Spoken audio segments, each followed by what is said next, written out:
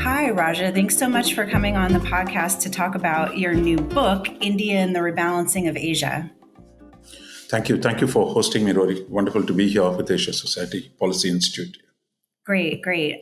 So there's so much to cover in your book, which I found really compelling. It has a lot of history that was unknown to me, not just about the events of the 20th century and how India thinks about events moving forward in the 21st century, but also some slices of that history that were not part of the conventional wisdom that I learned about India and its foreign policy decision making. So I want to start with the big stuff, and then we'll talk through how this history affects India's foreign policy across the world. But first, I want to talk a little bit about China because it's obviously on everyone's mind. And in the book, you argue that China's rise has compelled India to, do away with its ambivalence about Chinese power and to counter Beijing by strengthening its own national power, but also developing robust relationships with other states. I'd love it if you could just walk us through the evolution of India's relationship with China to tell us a little bit about why bilateral relations stand where they are today. Yeah. No, I think it's really not just the rise of China, but I think it's also the assertion of Chinese power, which directly affects India. So I would say roughly you can think of four broad phases in which, India-China relations have evolved. One was the pre-independence phase. I mean, India got independence in 47. China, the PRC, People's Republic of China, was established in 1949. So in the period before this, I mean, as the national movements in both the countries had contacts with each other, and there was a common sense that look, they will be able to transform the world. Once the colonialism was overthrown, India and China would kind of come together to reshape Asia, reshape the world. So there was this sense of huge optimism before the Second World War. But unfortunately, when the Second World War happened, the neighbors, they could not really work together. That is, you had actually, India was fighting the British, the Chinese were fighting the Japanese, British and the Chinese were allies in the war against Japan. And India itself was fully mobilized to fight the Japanese expansion into the British sphere. But the Indian national movement was not willing to give up, even on a tactical basis, the fight against the British in order to work with China and with Britain, for that matter. In fact, Chiang Kai-shek came to India in 1943 to convince Gandhi that, look, let's first fight the Japanese, and then I'll help you get the British out. But I think India, Gandhi himself was in a hurry, and he was not going to stop his fight against the British. And I think so that showed you, despite goodwill, despite shared anti-imperial, anti-colonial interests, circumstances could not bring them together. Yeah, I mean, So the Chinese really chose a different path, didn't they? Because they did that. The nationalist Chiang Kai-shek, who came to see India's leaders, he had set aside his internal fight with the communists in order to fight the Japanese and allied with the British and the Americans, these colonial powers. So that is like a really interesting inflection point in yeah, how these relationships have evolved over time. But please continue. but I think the pattern continues. That you have a deep desire to work together and the inability to do so. I mean, I think except in brief moments. So after independence, you had actually this whole idea of Nehru was into this idea of Asian unity. India is going to work with China. In fact, when Americans were trying to isolate China in the 50s, India stood firmly with China. It was among the first countries to recognize the PRC. It kind of argued with the US, sometimes against its own interests, to say, look, China is the PRC was the real China, and the US is wrong to isolate them. But I think that bonhomie of the 50s collapsed because of the territorial disputes, because of the contestation over Tibet. So while the grand macro level arguments, they seem to be coming together, the reality of they being neighbors and they have disputed boundary, and that they had serious differences over Tibet and how what it means for the India-China relationship. So then you have actually the 1962 war, and there was a prolonged chill. Then we go through a prolonged chill. It's only in the late 80s, Deng Xiaoping and Rajiv Gandhi begin to reconstitute the relationship. Now, this time, the idea was that, look, let's find a way to resolve the boundary dispute while simultaneously expanding the overall relationship. So, within a 2 decade period, I think the relationship significantly expanded from the late 80s to the mid 2010s. But as once again, the same pattern of actually wanting to collaborate, but they can't do it because you had actually the boundary dispute did not get sorted out. While the economic relationship expanded, that India now found itself facing a massive trade deficit with China. So the idea that economics would solve politics, that didn't really work out as China became, much bigger economy. There was a point in the beginning of the 90s, India and China were roughly equal in terms of their GDP, per capita GDPs. But China rose faster and faster, while India also grew well. I think the power gap began to dramatically expand. And I think today, if you talk about China's GDP at $20 trillion, it's nearly 5 times India's at $4 trillion. So I think this gap begins to have effects in terms of Chinese military power, its impact on the boundary, and then you back into a boundary disputes that we've seen. 2013 there was a conflict, 2014 there was a conflict, 2017 there was a conflict, 2020. So you had actually China began to be assertive. It's not that the Chinese were making new claims; the claims were always there, but the extra power gave the confidence to China that they can now redeem their claims. And then that, of course, puts against Indian nationalism. And we've had this 5 years of chill after the 2020 conflict. So now, actually, in the last 1 year, the book briefly talks about it. At the end of October, the meeting between Xi Jinping and Prime Minister Modi, at least now they decide, okay, we got to stabilize the relationship. And what we now have is a broad agreement. Okay, they'll go back to discussing the boundary dispute, at least in one part, try and sort it out. Meanwhile, stabilize the boundary with new rules on the ground, and the third, to expand the connections. Now we resume flights. There's going to be more political dialogue. There's going to be more engagement, and we saw Prime Minister Modi go to Tianjin for the SCO summit. So that's where we are. So there is an attempt to, and then thanks to Trump, the need for countries to hedge, and the need to sort out their other issues that is there. But the structural issues, I think that's what we argue in the book, that on the economic issue, on the boundary issue, and on the Chinese power radiating into South Asia and the Indian Ocean. So these remain structural issues. Now, can they find a way to at least tranquilize the boundary, at least expand some limited cooperation? That I think is the challenge. And my sense is how Trump drives the larger picture is creating new conditions for at least limited engagement between India and China.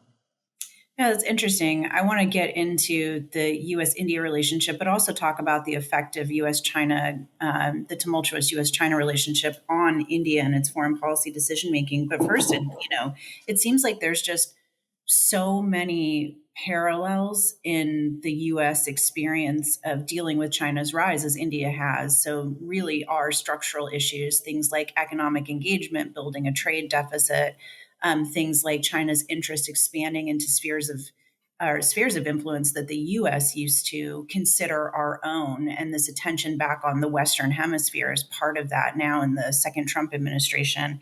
And it just seems that there's just like it's a consistent pattern of stabilizing with China on a micro level, but having these bigger macro level issues that just simply are persistent and aren't going away. And that brings me to choices being made in the U.S. right now. I mean, what we're seeing is not specific to China, but it's driven by some of these structural factors in terms of wanting to, bolster the American domestic political economy, especially the manufacturing sector, and seeing China as a main competitor in that. But of course, this logic is not just being applied to a single country; it's being applied as a blunt instrument across the board with tariffs, et cetera. And the US India relationship has been particularly difficult this year. A lot of ups and downs. It started out really well with meetings of the Quad foreign ministers, meetings between the leaders, phone calls, a lot of momentum to drive the U.S. India relationship closer together, but has stalled and moved back over, the specifics of those deals, how we reach conclusion on the trade front, India's, however limited support for Russia, which we'll also talk about a little bit later. So, canceled opportunity for President Trump to visit India this year as part of a Quad Leaders Summit. So, how do you see the U.S. India relationship going, and how can we get it back on track, or can we get it back on track at this point? What would it take? Yeah. No, I just want to make one point on what you made an important point. I mean, I think how US's America's problems with China and India's problems with China. I mean, quite there are parallel lines there in terms of dramatic expansion of Chinese power, what it does to the strategic interests of India and the United States. I think there's only one difference, which is really India is a neighbor. So for the US as a distant power, I mean, it can take a detached view of a lot of things while there is a contestation. That for India, of course, is actually we have a 3,800 kilometers of unresolved boundary dispute. And I think that complicates the whole dynamic in the sense while the US can switch from one mode to another with China, for India, there are constraints on serious, you don't want to provoke a war with China, but at the same time, you have to balance China because Chinese power comes at you. So I think that is the extra layer of really complexity that India faces.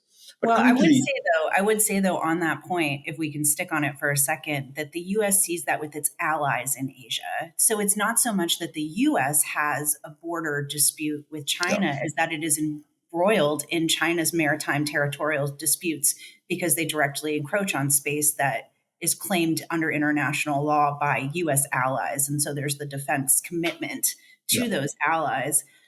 So more to unpack there, but let's talk a little bit about US India first. No, I think the 2025 actually began very well for India and US and is ending on a very low note.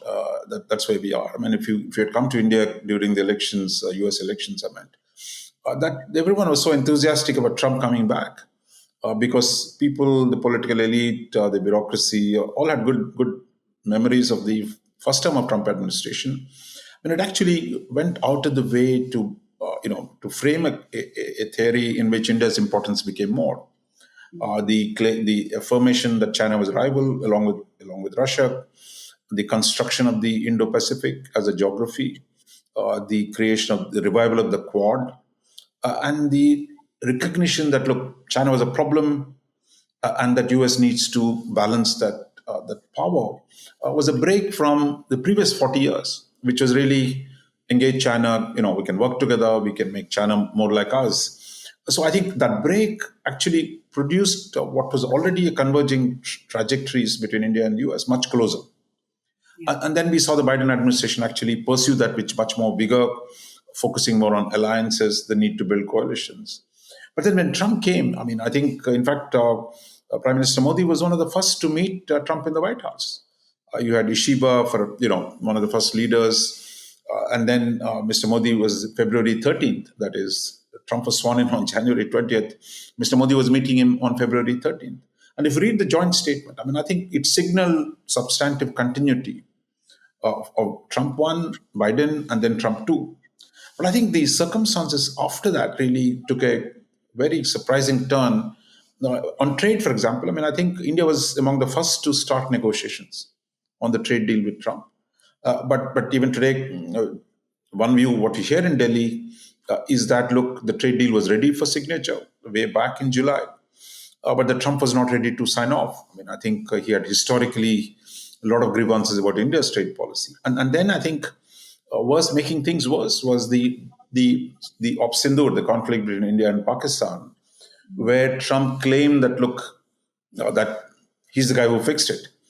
Now that was not something easily acceptable to the Indian Prime Minister, and I think that complicated. I think where the two leaders' perceptions, and I would say even their, both are strong leaders and with strong egos. And I think the way the thing played out in terms of the U.S. role are not actually, the problem was not with the U.S. role, because historically, since the late 80s, every single conflict between India and Pakistan, the Americans were involved at the highest levels. Right. But I think it is Trump's claim that, look, he was instrumental in solving the problem, which actually complicates in a large democracy the problem for Mr. Modi. I think I would say that was a factor that prevented consolidating the agreed negotiations on trade. So it became one of Trump wanting to say, look, while Pakistanis were proposing him for the Nobel Prize, India would not, and India would not even acknowledge his special, role that he played. So I think that got into trouble for us, and we still have not fixed that problem. How do you get the two leaders to step back from this? And I think Mr. Trump keeps repeating every other day, how he played a big role, and I think Mr. Modi now stopped reacting to that. But I think the problem sits out there, complicating it. Yeah, it's But like my sense is the trade issue. Sorry, Yeah, it's like good. Donald Trump didn't understand that doing that would insert himself inside India's domestic politics in ways that would make it complicated to get the deal. I mean, here's a guy who wants to get a deal, but simply doesn't understand when the domestic politics of the United States, which to him require him to be seen as the strongman leader, him to be seen as a peacemaker in the world, taking America out, an overextended and overstretched America out of foreign wars, him to be seen as this master deal maker, he doesn't understand how that reverberates in the Yeah, domestic right, politics of right. other countries, or doesn't care, or both. Yeah. I'm not sure.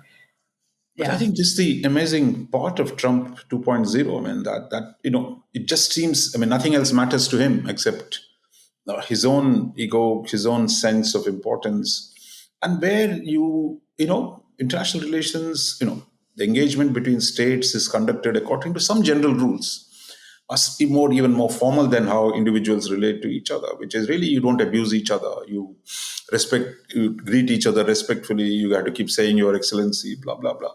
But this man says, I'm going to crush Chinese economy, I'm going to fix India, Nigeria is a disgraced country. I mean, I think the language for the world's most important power, Mm. 250 years of democracy, has dealt with the world. So you break even the minimal rules of politics, of engaging other societies. But I think at this point he's been on a roll. He thinks really rest of the world needs him. Therefore, he doesn't have to respect even the minimal rules. And I think that's part of the problem. I think, partly for China, I'm sure India, it's a much more noisy democracy. But at this point, I think that remains a problem, and we got to see how this gets fixed. So, second, I think what we saw happen in the last 6 months, one was the initial 25% tariffs levels, and Mhm. then the additional 25, where India became caught in the crossfire on the Trump's Russia strategy. Here, Trump was trying to befriend Russia, and he Right. put Before. sanctions on Yeah. India as a pressure point to get something done in Ukraine. That didn't work. Finally, he's done what it is. Actually, you put sanctions on Russian oil. Now, Right. Chinese and Indians have cut down their purchases. So I think that has added to a 50% tariff today. I mean, even Brazil seems to be sorting things out, and India is really now an outlier on the tariffs issue. Right. And I think the whole question is, can this be sorted out? And I think we finally have an ambassador who was kind of sworn in recently, just a few days ago, as we speak. And he's going to hopefully, supposed to be someone close to the president. So Yes. I think the trade issue is not unsolvable. It's easily done. And my sense is, if that gets done, it opens a space for the rest of it. That is, the Russian oil sanctions go, and you settle on somewhere around 20%, which is what most ASEAN countries have got. So if you get there, then I think you take a lot of the burden off the relationship, Yeah. and then the rest of it can proceed. I think what India has taken a strategy, one, after initially countering Trump, they've just stopped arguing with him in public. That is, it only makes matters worse. Second, I think they kept up the engagement with the American system, shall we say, the security establishment, the foreign policy establishment, the technical establishments, so that you keep the systems too engaged and not let the leader level bitterness come into the actual engagement. So I think that's partly the recognition in Delhi that how important this relationship is. You're not going to squander it uh, just because you have this difficulty at the leaders level. So my sense is 2026. If there is, we get to a trade deal by then, early in the next few weeks, then I think the relationship can start on a different note in early 2026. And other day, as he was swearing in, the new ambassador Sergio Gore, Trump said, "Look, yeah, I'll go to India this year." So I think everything can come back on track Mhm. if you get this trade business sorted out. And really, there's no other major dispute between India and the US. I mean, the Russian question, the oil, India, in any case, has stopped buying. So, Right. Yeah, no, that's a really good point and a nice note of optimism. It is true that the most effective ambassadors are the ones that are close to the president, and particularly in the way that Donald Trump conducts the American bureaucracy, that direct line is going to be incredibly important to getting a deal over the line. I think there are other issues too that have popped up as irritants, like the H-1B fee that is disproportionately affecting Indian nationals who are living and working in the U.S. But you're right; those are the types of issues that once the major priority of the president, the trade deal, gets settled, could be kind yeah. of worked out piece by piece.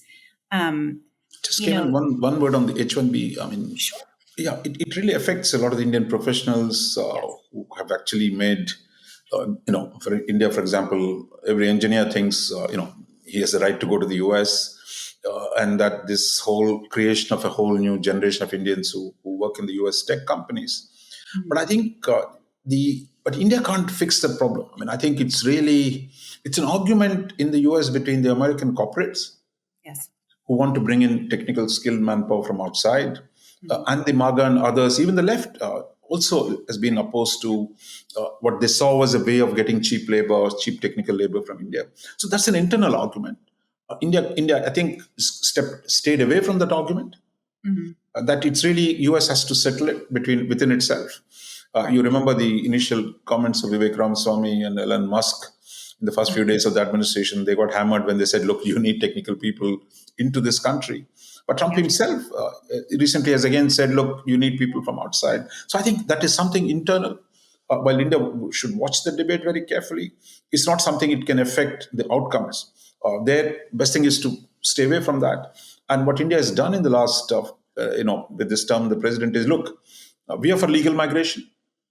And anything you have complaints about the illegal migration, India is quite willing to work with the US to take back the illegals. And I think that was done quite a bit in the beginning of the administration. So I think India's taken a right approach there.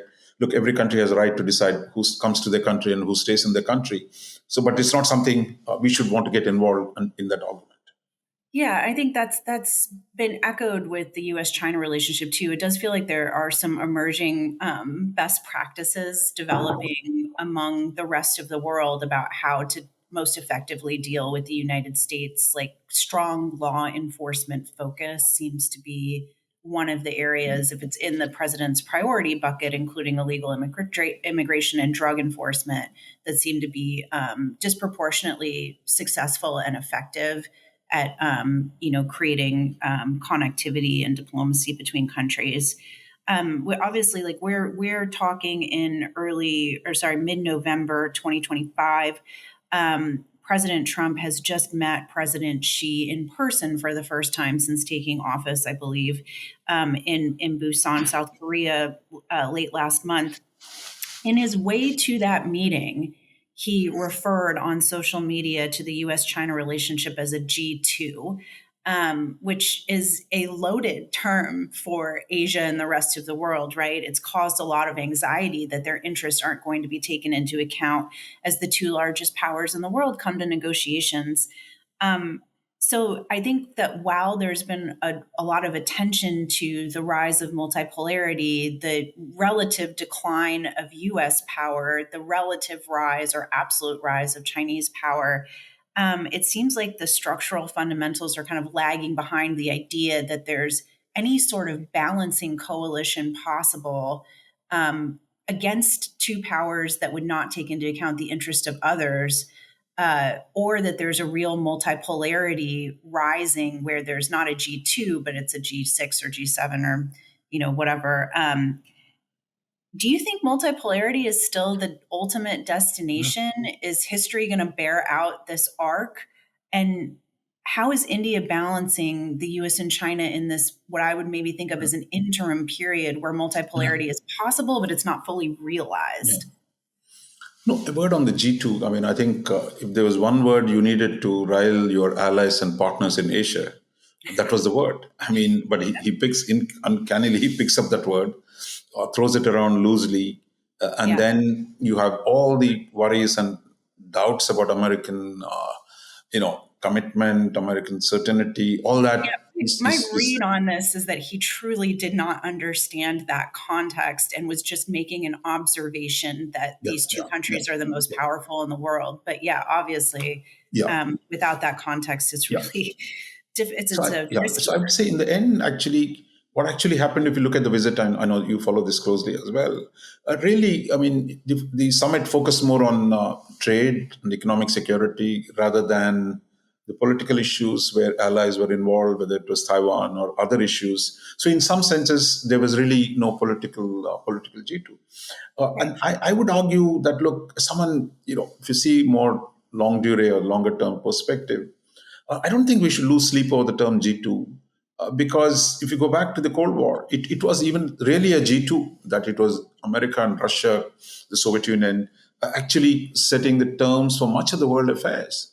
But even then, I would say there was enormous room for the other countries to take advantage of it. I mean, you could even say there were constricting elements. There were also possibilities where India, for example, got maximum assistance from both Soviet Union and the United States. So different countries can play that game if there is even a reasonable conflict between US and China. And I don't think it's anybody is making the case that look, they're actually G2 in a sense of a condominium. They're nowhere near that. That they're not going to run a duopoly over the world. And what we're going to see, I believe, is more competitive coexistence rather than, which again in the 70s, that's exactly what Soviet Union and the United States did, of Right. trying to negotiate some rules, some political engagement, some arms control, some non-proliferation, so some European security. So those, I think, we saw that phase. That didn't solve the problems, fundamental problems between Russia and America, but they created the conditions where they could, space cooperation, for example, that Right. you could do some collaboration, but there were also going to be the confrontation, the sources of confrontation remain. So I think we are entering some of that phase. The Mhm. third point, I mean, you on the multipolarity issue, I'm a skeptic of multipolarity. I mean, it all depends on how you define it.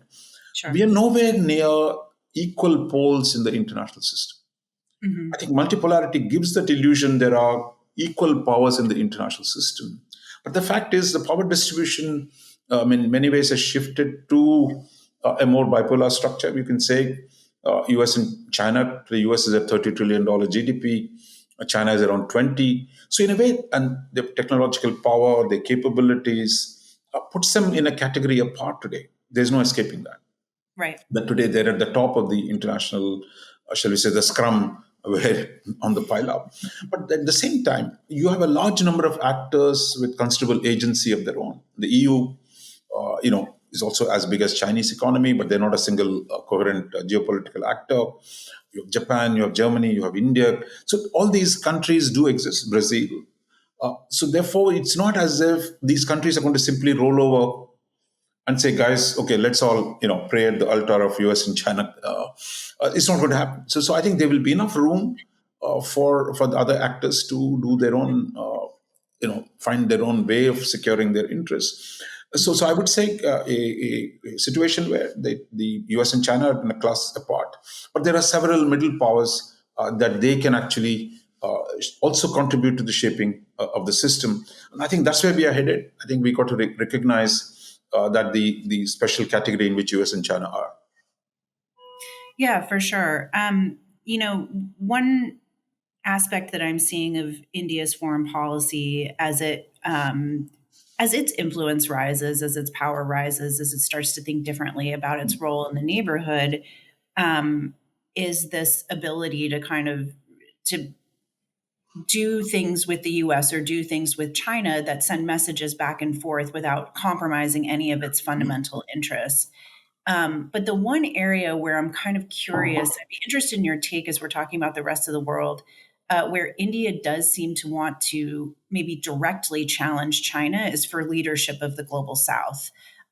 What are your thoughts on that? Do you think India is making a play there to like have a different type of leadership of the global South, and how will that affect India-China relations and maybe the entire triangular U.S. India-China moving forward? No, I think the India-China competition for the global South can be overstated, Mm, because I think the kind of resources that China can bring to bear today, financial resources, project resources, for example, the whole Belt and Road Initiative. I don't think India is really, in a sense, one-to-one kind of a competition with China. right. That India can do its own thing, one in its own neighborhood. It would certainly compete with China in terms of retaining its influence in South Asia, parts of Indian Ocean. But at the global level, India can do certain things. It cannot do a BRI like a dramatic project where it can invest billions of dollars. Where China is really a capital exporting country. It's got these new technologies today. It's got military arms exports. So there are things that China is doing in the global South. India is not fully there. I think it can do some of those things in some parts of the world, but not on a scale that you see what China is doing. But what India can do is to develop the coalition, say, with US, with Japan, to offer some alternative to some of the Chinese projects. For example, on the BRI, can India, Japan, differently worked in Indian Ocean to offer different terms for the countries. So if you can even offer a reasonable alternative, people will choose between a better deal, partly when there's money involved, when interest rates are involved. So my sense is it's not been done on a scale, but I think doing that is the key. So I don't think India should ties itself down, seeing that look, we are in this special race with China, because the gap, as we said, on the economic side is huge, and on the military side too. I mean, Chinese military spending is almost 4 times bigger than India's as well. So I think India knows its limitations, but within that, there are things that India can do. For example, during the pandemic, it supply vaccines, or on some digital public infrastructure. It does, because historically India was very active in an online movement. It has some equities, some capabilities, but I don't think we can project them two on the same plane yet. Yeah, I mean, it seems to me that a lot of India's power is discursive. It's agenda setting, it's convening, it's hosting the G20 very successfully. Or it has done that. It's hosting the AI Impact Summit next February on a topic that is, Yeah. of course, India has been deeply involved in, even as it doesn't maybe have the same level of like technological sophistication in the innovation sphere or with internet penetration, et cetera. It's been trying to have a piece of that conversation in how the global norms of AI will develop over time. So I see that as well as a way that India provides that alternative and creates competition for at least leadership of the global South or ideas. Um, Getting back to your book, um, you kind of evaluate India's and predict India's likely contributions to a new Asia security, political, economic order. It has its own enduring national interests in the region, but it's beginning to look outside its neighborhood to Southeast Asia, to this entire scope of Indo-Pacific. And it's especially probably prompted to do more by the Trump administration's, at least the perception of U.S. withdrawal or U.S. attention, being bifurcated, waning, et cetera. Um, Tell us a little bit about how you see an Indian-led regional order, what type of leadership role India is ready to play out with South Asia, but also outside of it. I don't think there is going to be an India-led order. Mhm. I think you can imagine perhaps a Chinese-led order, but not an Indian-led order. Again, it's a question of capabilities, size of resources, etc. I don't think India is trying to lead the region. That what it can do is really to build those coalitions, partnerships in the region. Essentially, if you boil it down to one objective, which is really, we know that China is the number one power in Asia. It outranks all its neighbors, including Japan and India. So the challenge for India is really to prevent a unipolar Asia. That is, how do you work with other powers to retain the space for the other powers, or to prevent the emergence of a unipolar Asia? I would say that is the principal objective, and I think that can be achieved by wider collaboration, wider engagement in the region, both acting in concert with the US, because without the US, the constructing a regional order gets harder. So you would expect to try and keep the Americans in, like most of Asian partners. You saw that in Trump's visit here. Most of them would want the US to stay on, because without the US, it gets much harder to construct a really a balanced Asia. But at the same time, I think what we're seeing in all, whether it is Japan, South Korea, India, Australia, all of them have also come to the conclusion, I think, one, they got to build their own capabilities in Mhm. order to contribute a security to the region in which the Americans, for their own domestic political reasons, are ambiguous. So, therefore, the need to do more burden sharing, burden shifting, whatever you want to call it. Second, I think, is also the fact that the you need to create regional networks. That is one, national capabilities. That can India, Japan, and Australia do more together? Can India independently contribute to, say, greater security in the Indian Ocean? So these, I think, are work together with other countries in the region. The second is the coalition building, and the third is really some kind of a norm setting where you said, look, I think in the end, the need to say, look, you can't change borders by use of force. So whether you call it rules-based international order or not, but the fact is, this is something I think most Asian nations, as new nations, as nations of conscious of their sovereignty, will understand, and I think that is where you think you can use that to build some broad norms, and other areas in terms of connectivity, technological cooperation, that where you can offer some alternative, as we discussed in the last question. I think that's the role of India, and not really leading, as we say. There was a time in the 50s, I think India was certainly ambitious of leading Asia, but I think what happened after that was India left Asia. So from leading Asia to leaving Asia, now I think it's coming back into Asia in a much more substantive terms than if during the Cold War, India simply withdrew from Asia, looked at an online movement. So I think it's coming back in with a $4 trillion economy, some capabilities. There are things that it can do today to build coalitions and partnerships. Yeah, thanks for that. Yeah, I think that is the trend in the region is middle powers, including very large and rising developing countries banding together in some ways to try to balance either China and the US and sometimes both, right? It's not a G2 condominium, but there are some issues in which the US and China look increasingly the same in how they assert and project power. And so there is like elements of needing to balance that, and India is playing Yeah, this now expanded role. Even so, I think that India's immediate region remains the top yeah, priority. And there's a lot going on in South Asia these yeah, days too. Um, there's obviously the ongoing kind of India China border conflict. There is ongoing tension between India and Pakistan, now also between Pakistan and Afghanistan. yeah, And then there are these massive political transitions in Bangladesh, in Nepal, a protest sparked by yeah, social media, by the shut off of social media toppling governments and setting up new structures. um, how is India just like looking at its own neighborhood at this time? We talked a little bit about specifically about the India Pakistan attacks that happened in May. But there were terror attacks in the capitals this week, however unattributed, that have risen the tensions again. How does India kind of balance what it needs to do in the neighborhood against a myriad of problems, none of which look exactly the same, with what it wants to do in the region and the world? Yeah.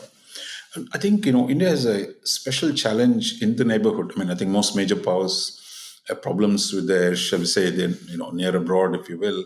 But I think in the Indian case, the problems are much deeper because of the partition of India. Right. That, what was one country, I mean, if you go back to 1947, I mean, I think you had actually from the Zahedan on the today what is Pakistan-Iran border, all the way to Burma. I mean, it was a single country. I mean, I think with the allied to the world's number one power, Great Britain, and that you break it up. And I think the problems that came out of it remain resonating even today, whether unresolved territorial disputes, the division of the river waters, the question of minorities. So you have the India-Pakistan-Bangladesh paradigm. I think the struggle is to transcend the difficulties that it produced. I mean, solve some of those problems. But I think really with Pakistan, it's been a struggle. I mean, you go sometimes you get almost nearly the destination of solving some of the problems, but thing is rolls back like a Sisyphean exercise. With Bangladesh, we've seen a reasonably good phase for last 10 years, but today that too is under crisis between India and Bangladesh. And then you have, as you mentioned, Pakistan, Afghanistan. Again, is a legacy of the Durand Line, which was drawn by the British. You have fresh battles on that between them. So I think you have actually a lot of those historically difficult issues that have been left behind. So I think there's a reason why when you say South Asia is the least integrated region, I mean, I think there is a context, there is a politics to it. I would say post 91, the liberalization phase, I mean, optimists like me, shall we say, we thought, look, the economic reforms in the region would produce the conditions where a focus on trade and investment and improving the lives of the people would lead you to dampening the political disputes. Unfortunately, it didn't happen. I mean, I think uh, occasionally you had sense of it between India and Bangladesh. But I think that challenge, I think, for India then is it must continue to, as it grows, be able to offer its market for the growth of the entire region, assuming even Pakistan does not want to participate. I think it needs to set that example with other countries that look that all boats can rise together in South Asia. So therefore, I think for India, an economy-led strategy remains very, very important. Second, I think the importance of solving problems, that don't leave political problems, pending for a long time. They require a life of their own. So resolving political disputes. I think we saw some of the good stuff in the case of India, Bangladesh for the last 10 years, some stuff in relation to other countries. But I think there's a lot more to be done in terms of disputes, I mean, resolution of existing disputes. And overall, I would say, I think is also the fact that India must also come to terms that South Asia is no longer a closed space. While under the British, it was an exclusive sphere of influence for the British. But I think since opening up today, US is a player now increasingly again in Pakistan. Russia intervened in Afghanistan. China today is the second largest economy in the world, has a big presence in South Asia. So it's a different South Asia. It's also where, as we saw in the Gen Z protests, it's not as if the Chinese have got a full understanding. I mean, I think you have this popular protests that are spilling over into streets. So I think in this, I think India will have to take a leadership role of actually channeling some of these energies. And that also means actually dampening the conflict with Pakistan. Unfortunately, what we've seen with this terror incidents, the urge to respond to terror attacks, but the consequences of that is once again makes India-Pakistan conflict seemingly the most important issue in the subcontinent. Therefore, how does India deal with terrorism? How does it produce deterrence without making the India-Pakistan conflict and letting that make the rest of the region a hostage, or India's own development strategy and larger engagement with the world a hostage to the conflict with Pakistan? And I think that dilemma, as you mentioned, has come back to the center stage after the conflict in May. Yeah. Okay. Well, we'll keep watching it and count on your wisdom as these things evolve to how it's affecting India's sense of its place in the region and the world. We're running short on time, but I don't want to leave without talking a little bit about Russia. It's been referenced several times throughout this conversation. I guess we've talked a little bit about India's relationship with Russia, you have a really deep understanding of the historic value of that relationship over time. And we talked a little bit about the trade tensions that have come up because of that. Donald Trump's, his need to build leverage with Russia includes the continued kind of choking off of Russia's economy. I'm just wondering, to follow up on these issues, where do you think Russia fits into India's calculation of its strategic position in the world? Is Russia one of the many kind of poles that India can play, to advance its own interest in the world, or is it increasingly becoming more of a liability as the major, as it does and it has violated some of those sovereign border rules that are important to India in its invasion of Ukraine, but also as it continuously runs up against friction Yeah. with all of these other major powers. So I would say, unlike China and the US, because of its secondary role in South Asia, that we didn't have that kind of disputes with the Soviet Union, which was once removed from India. In a sense, there's no direct effect. And in fact, in our own balancing game, as the US got closer to China and Pakistan, India got closer to the Soviet Union. So I think that framing, tends to endure. But I think the value of that has diminished because as India's economy grew, the weight of Russia in India's overall economy has been one of steady decline. Right. Today, while India's trade with the US, with Western Europe, with the UK, and China for that matter, is much bigger than what it does with Russia, notwithstanding even the recent oil purchases. So it was going downhill. But I think what's happened is, in a way, the oil purchases in the face of Russian invasion of Ukraine once again made Russia a contention between India and its Western partners. So the question, I think, then managing that is an issue for India. And for India, ideally, Russia and the West get along. It'll be good for India. In a sense, then the focus can be on other issues or other powers. But I think every time Russia and the US fight, India has a challenge, and China actually gets a pass in some ways. For them, it then becomes much easier to deal with the US than when US and Russia are friends. So I think, but that's a problem we cannot control. So I think my sense is, how do you then manage the current divergence of Russian invasion of Ukraine? Fortunately, I think the Biden administration had largely did not allow the Russia question come in the way. Right. Jake Sullivan, the previous national security advisor, would often say, look, we're looking at this in the long term with India. We have a China question. We need India in Asia. Therefore, we're not going to let India's refusal to condemn Russia or its purchase of oil as a central argument, and that we're going to make India pay the price for it. But I think Trump, it's too much of a nuance out there for Trump. For him, that he saw it as a lever and he's played that card. And in the process, I think we've had a lot of issues come up. But now, with the Russian oil itself under sanctions, the Indian purchases of Russian oil have gone down. But we still have the tariffs on us. So my sense is, but all the talk about India, a lot of anger in India, discrimination under which these tariffs are being maintained against India. But I would say, if you look at longer term, that Russia's role will decline in Indian economy. Today, Indian economy is double the size of Russia's. While it's good to keep Russia as an important partner for India, as a potential hedge, as a distant power that can contribute to the Eurasian balance of power, its weight in India's economy, its technological scenarios, is one of decline. While Russia will remain, an important partner in some defense areas, but the direction is in a different way. But if Trump puts too much pressure on India, there are a lot of people in Delhi who would think, look, we need to keep Russia a stronger element of our overall calculus. But I would say structurally, it's a little tactical play. You can do that, but I would say the weight of India's relationship with Russia, with the US and Europe, and the English-speaking world has dramatically grown. Fortunately for us, Europe has not made Ukraine a breaking point with India. That we're negotiating a free trade agreement with Europe. Right. So we quite, that Europe, notwithstanding the differences on Ukraine, is today trying to build a partnership with India. And I think same thing will endure even for the US, that the US would see India's weight in Asia as an enduring factor.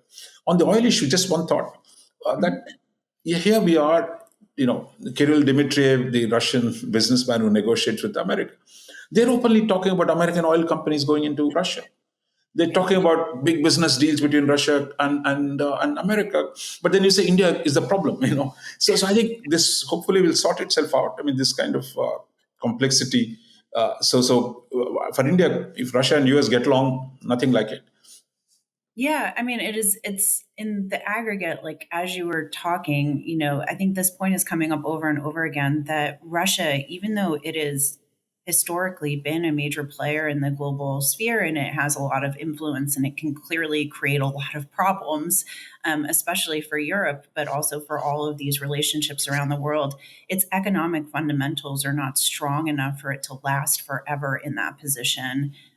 When you look at Russia today, its strongest partner is North Korea. I mean, that is not the sign of a major power on the rise. So, in time, these things can be worked out, and prioritization can be short term or it can be longer term in nature. Anyway, we will continue to come back to you and other members of our team. Our non-resident distinguished fellows to kind of unpack some of these issues over time. But in the meantime, highly encourage everyone to pick up Raja's new book and give it a read. You'll learn something, which is always good. It's called India and the Rebalancing of Asia. We will have a link in the show notes for you to get a copy. Raja, anything we've missed from your book that you think is super important to understand or preview as people are thinking about India's rise? No, I think it's been a comprehensive conversation, and I think we've covered almost all the key issues, both from the historical perspective as well as the current ones, and I think the impact of Trump and the nature of it on the whole region, not just on India, is what I think the unknown at this point. But my sense is the structural factors will remain enduring in terms that keep India, US, India, and the West working together to the extent that they can.